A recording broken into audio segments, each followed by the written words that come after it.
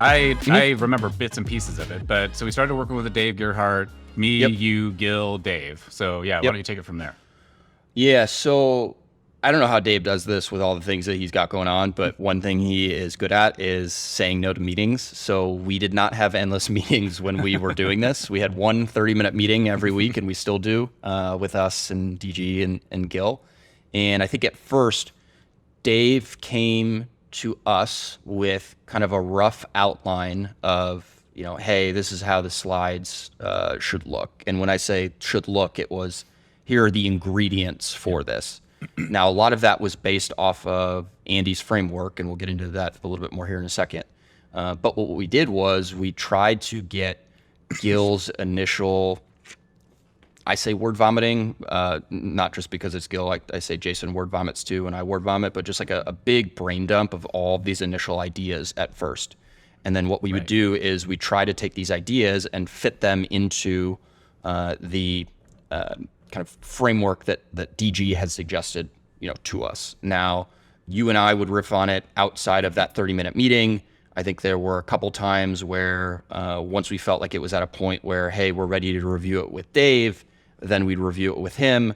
And then once we incorporated his feedback, we'd go to the next 30-minute meeting with Gil and kind of present what we were doing and get Gil's take on what's landing, what's not landing. And it was a very iterative process and lots of edits, lots of frustration, lots of, should we be doing this? Should we be doing that?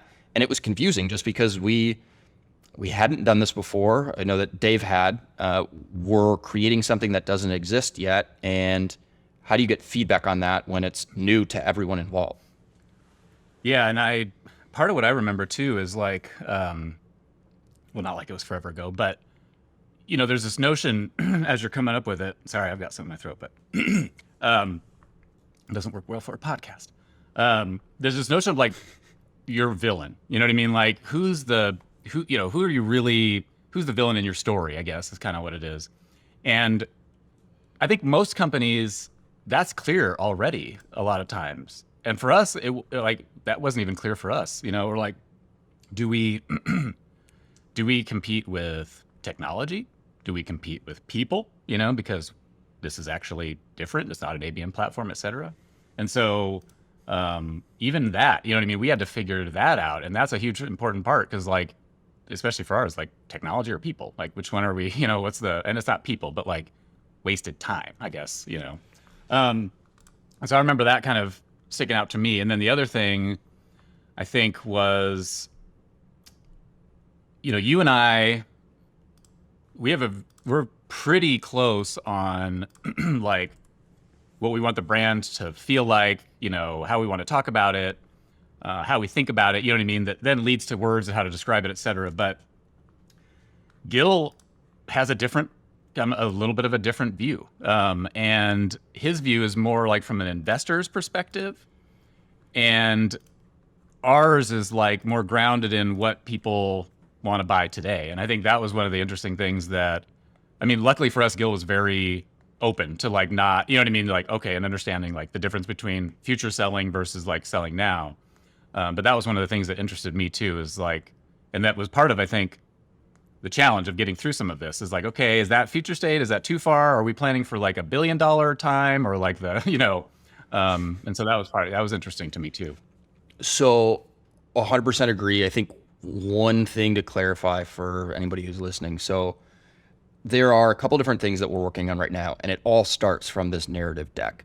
The narrative deck really is this internal deck that's a rallying cry. It has the story, it has all of these different ingredients. Now, what we learned along the way was there's never going to be a single end-all be-all deck for marketing, for sales, for Gil. Like the audiences are different at the end of the day. Gil, and rightfully so, wants to talk about the future and where we're going and what investors will get excited about. Will marketers find that interesting? Probably, but if it's a couple years away and doesn't make their lives any easier right now, then why would they care? So what we're doing then is we're taking this narrative deck and with all of these ingredients, then turning it into a sales deck that can be used externally and then an investor deck. And I think it was a struggle at first of how much should we be talking about the future, when should we be talking about the future, and when should we be talking about the present. And it was bumpy, admittedly, and I think having DG there helped us just as like an outside opinion because we can't over-index too far on the future, knowing what we can and cannot do today.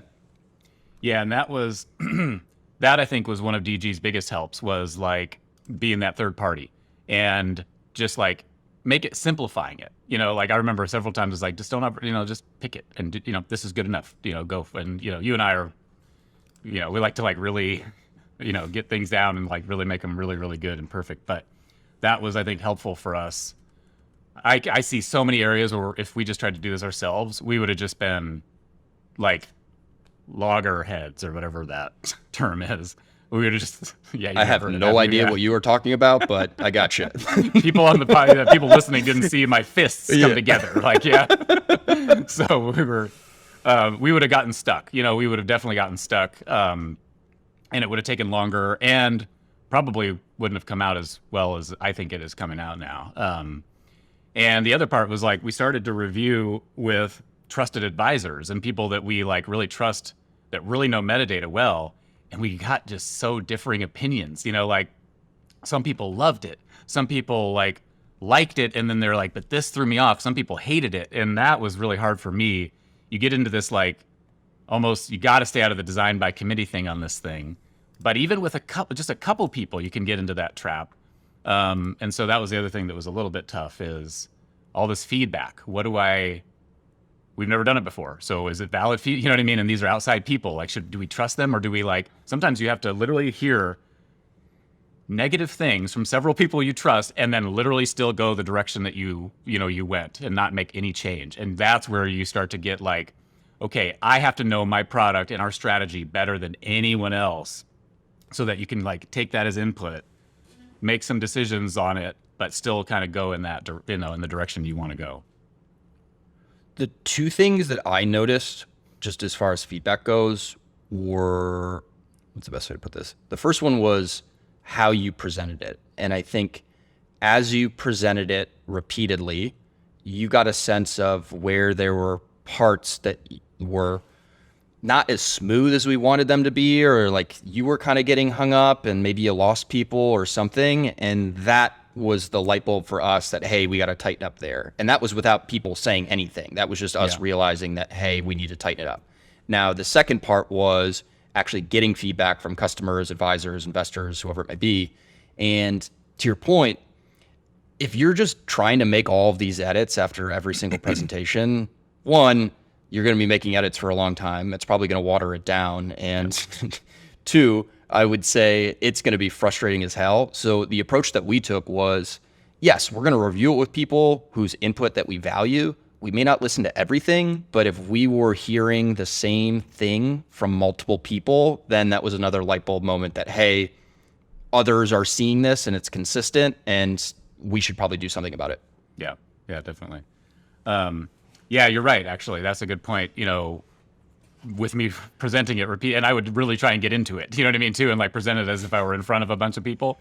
And you're right, you're absolutely right. Because even so, and you're reading it through when you're working on it, and you're like kind of doing it in your head, but it's just not even the same until you actually present it. And we really actually did, yeah.